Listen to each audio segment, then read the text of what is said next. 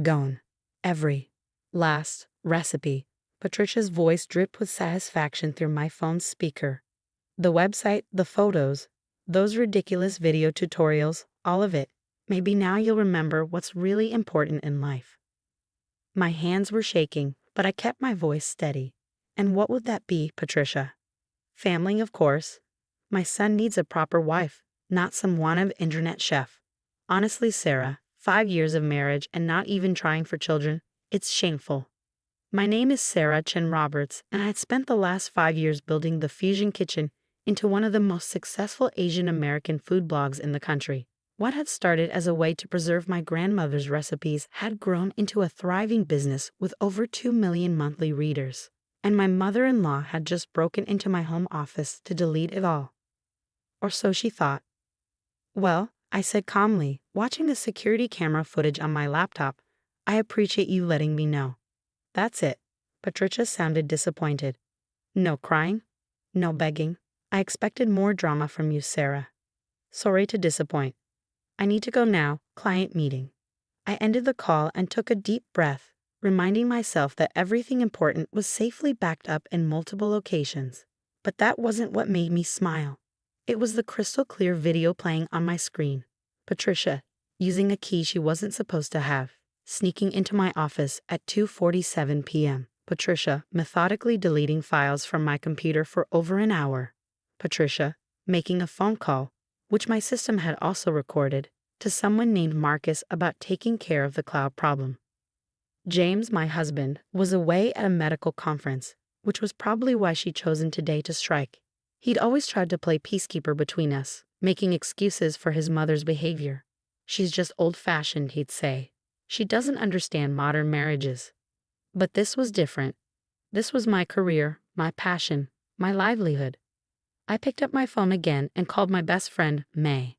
You're not going to believe what your favorite mother-in-law just did, I said when she answered. Oh God, what now?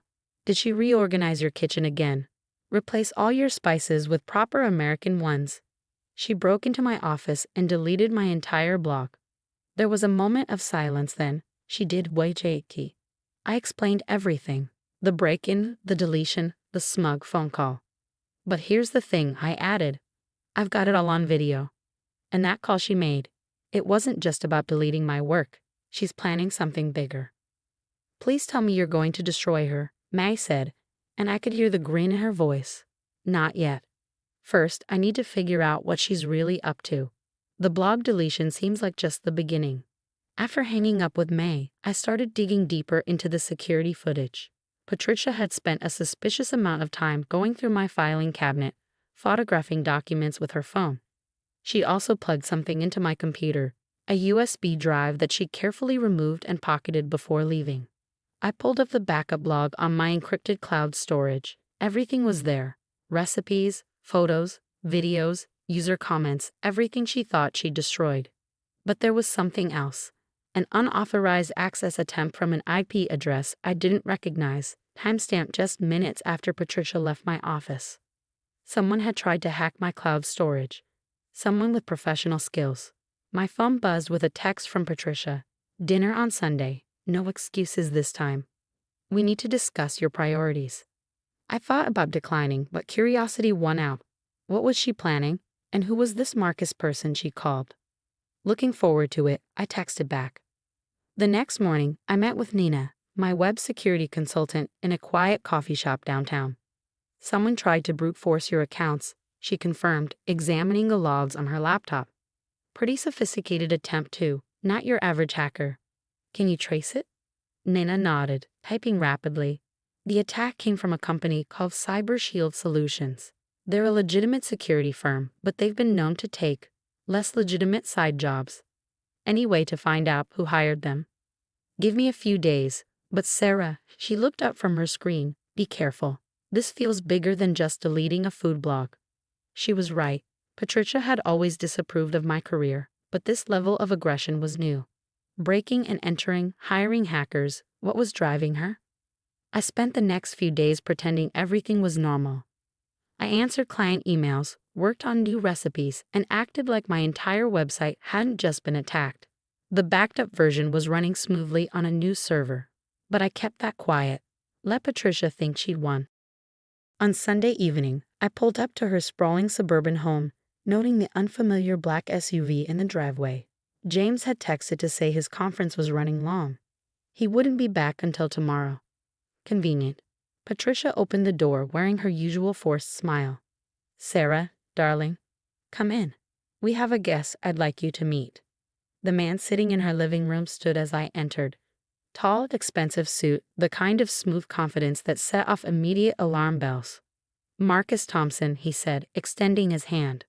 "I'm a family lawyer. Patricia's been telling me about your situation." I kept my face neutral as I shook his hand. So this was Marcus, the man from the phone call. What situation would that be? I asked, taking a seat. Patricia bustled in with a tea tray, her voice syrupy sweet. "We're worried about you, dear. All this time spent on that silly website, neglecting your real responsibilities. Marcus here specializes in marriage counseling and family planning." "How thoughtful," I said, accepting a cup of tea. "And what exactly does that mean?" Marcus leaned forward, all business. "Mrs. Chen Roberts, your mother-in-law has expressed concerns about the direction of your marriage. She believes your online activities have become an obstacle to starting a family. We'd like to discuss options for refocusing your priorities."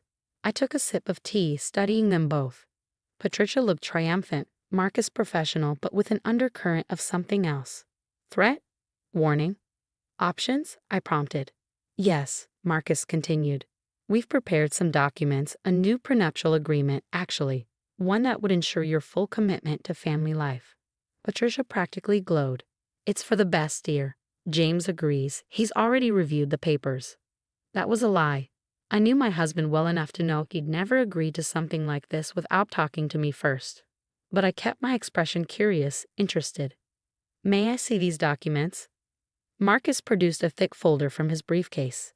As I flipped through the pages, my suspicions were confirmed. This wasn't just about my blog or having children. This was a complete takeover of my life. The new agreement would require me to shut down my business entirely. Any income I earned would go into a trust controlled by Patricia. I would need her approval for any major decisions, from where we lived to how we spent our money. "This is quite thorough," I said mildly. "When would you need my signature?" "Tonight, ideally," Marcus replied. "We'd like to file first thing tomorrow." I closed the folder and set it on the coffee table. "And if I refuse?" Patricia's smile turned cold. "Then we'd have to explore other options. James's position at the hospital is quite dependent on his mother's influence on the board. And of course, there's the matter of your permanent resident status." Ah, there it was. The real threat. Patricia had always held my immigrant status over my head. Even though I became a citizen years ago, she'd never bothered to learn the difference. "I see," I said, standing up. "Well, this has been enlightening. I'll need time to review everything with my home lawyer." "That won't be necessary," Marcus started, but I was already heading for the door. "I'll be in touch," I called over my shoulder. "Thank you for the tea." Back in my car, I pulled out my phone and started recording. Note to self. Sunday, October 15th, 7:45 p.m.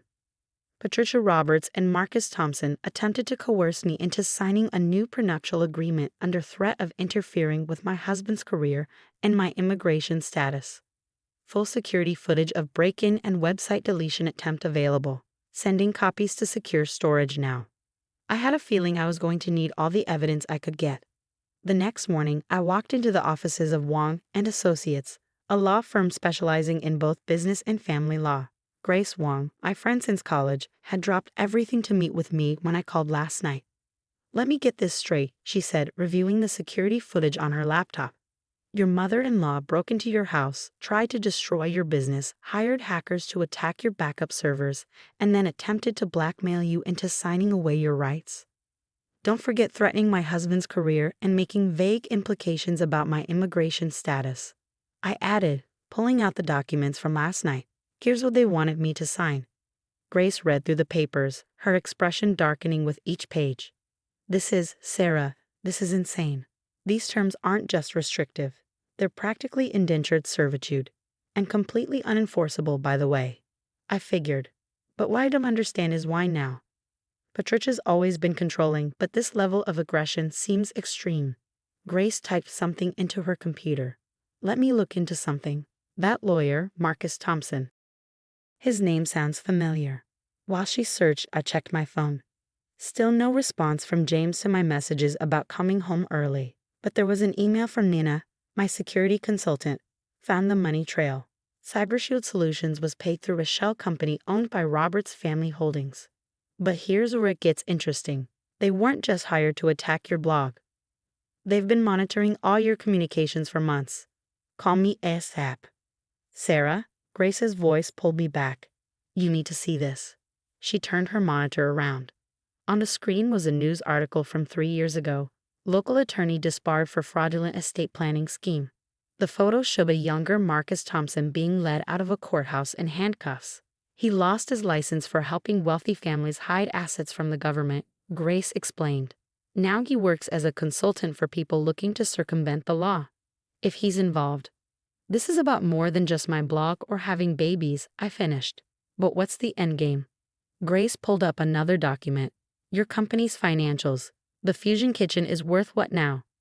Last valuation was around $3.5 million. The cookbook deal I signed last month should push it over $4 million by year's end. And your husband is the sole heir to the Roberts family fortune. I nodded. Patricia's late husband left everything in trust for James. She manages it until he turns 40 or has children of his own. Grace sat back, realization dawning. That's in 6 months, isn't it? When James turns 40. Suddenly, everything clicked into place. Patricia's escalating behavior, the urgent push for grandchildren, the attempt to seize control of my assets. She's trying to maintain control of the money, I said. If James has children, he gets the trust. But if they can force me out of the picture, he might marry someone more amenable to Patricia's influence, Grace finished. Someone who would let her keep controlling everything. I thought about all the suitable young women Patricia was always trying to introduce James to at church functions. The not-so-subtle hints about divorce rates in mixed marriages. She wants me gone before James's birthday, I said. That's why they're moving so fast. Grace was already pulling out legal forms. We need to move faster. First, we document everything. The break-in, the hacking attempt, last night's coercion attempt. Then we go after them for criminal charges. No, I said, an idea forming. Not yet. I have a better plan. Over the next week, I set my plan in motion. First, I had Nina install additional security measures and monitoring software. If Patricia tried to access anything of mine again, we'd know immediately.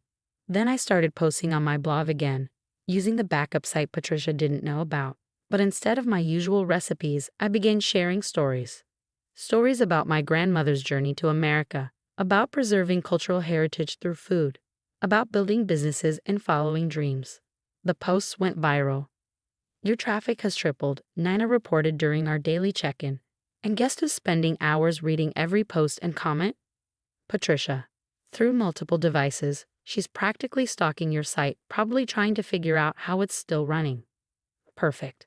Meanwhile, Grace helped me prepare the legal groundwork. We documented everything but held off on filing anything. The timing had to be right.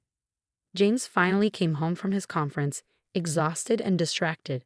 He mentioned his mother had called him about concerns regarding our marriage. She thinks you're unhappy, he said cautiously over dinner.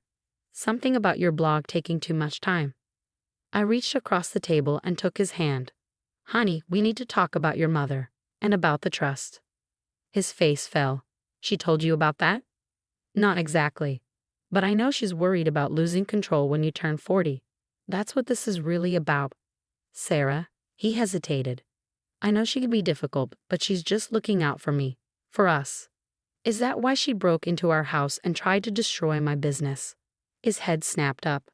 What? I pulled out my laptop and showed him everything. The security footage, the hacking attempts, the illegal contract, all of it. With each revelation, his face grew darker. I had no idea, he whispered. The prenup she mentioned, she said it was your idea, to protect your business. She lied, James. She's been lying about a lot of things. He was quiet for a long moment. What do you want to do? I told him my plan. By the end, he was nodding slowly. Do it, he said. All of it. The next Sunday, we arrived at Patricia's house for the weekly family dinner. This time, I brought my laptop. Sarah, Patricia greeted me with her usual false warmth. I hope you've had time to think about our discussion. Oh, I have, I said brightly. In fact, I've been doing a lot of research about family, about legacy, about fraud. Her smile flickered. Marcus Thompson, sitting in his usual spot, shifted uncomfortably. I don't know what you mean, Patricia said. I opened my laptop and connected it to her large TV screen. Let me show you. For the next 20 minutes, I played everything. The security footage of her break-in, audio of her call with Marcus, documentation of the hacking attempts, financial records showing her mismanagement of the family trust. That's enough. Marcus started to stand, but James cut him off. No, it's not, he said quietly. Keep going, Sarah. I pulled up the final document, a formal audit of the Roberts family trust, showing years of unauthorized withdrawals and questionable investments. You've been embezzling from your own son, I said to Patricia, using his inheritance to fund your lifestyle while trying to prevent him from taking control. That's why you're so desperate to get rid of me. A new wife might let you keep stealing, but you know I won't. Patricia's face had gone chalk white. James, she pleaded, you can't believe these lies. I'm your mother. A mother who tried to destroy my wife's career, James replied. Who hired a disbarred lawyer to threaten her? Who's been stealing from me for years? Everything I did was for you. No, I cut in. Everything you did was for control. But that's over now. I pressed a button on my laptop, and emails started flying out, to the hospital board, to the family lawyers, to the SEC investigators who'd been waiting for evidence of Patricia's financial crimes. You can't do this, Marcus sputtered. You have no right. Actually, Grace said, walking in from the kitchen where she'd been waiting, she has every right. And as the trustees' counsel, I'm obligated to report financial malfeasance when I find it. Within hours, Patricia's carefully constructed world began to crumble. The hospital board suspended her voting rights pending investigation. The family lawyers initiated emergency proceedings to freeze the trust's assets, and Marcus Thompson was taken into custody for practicing law without a license. But the real satisfaction came 3 months later when the Fusion Kitchen published my first cookbook. On the dedication page was a simple message. For my grandmother, who taught me that food is love. For my husband, who taught me that love is support. And for my mother-in-law, who taught me that the strongest recipes are the ones that survive attempts to destroy them. The book became a bestseller. Patricia, under house arrest while awaiting trial for financial fraud, had plenty of time to read the reviews. James took control of his trust early, given the circumstances. One of his first acts was to establish a foundation supporting immigrant entrepreneurs. I still run my blog, now expanded into a multimedia company celebrating cultural fusion through food. Last week, I received a letter from Patricia's lawyer. She wants to meet, to apologize. I haven't decided if I'll go. Some recipes, after all, are better left unchanged. But I did send her a copy of my cookbook. After all, she'd always said family was the most important thing. And now, thanks to her, millions of readers know exactly how I feel about that. They say revenge is a dish best served cold. But in my experience, it's best served with a side of justice and a garnish of success. And I've always been good with recipes.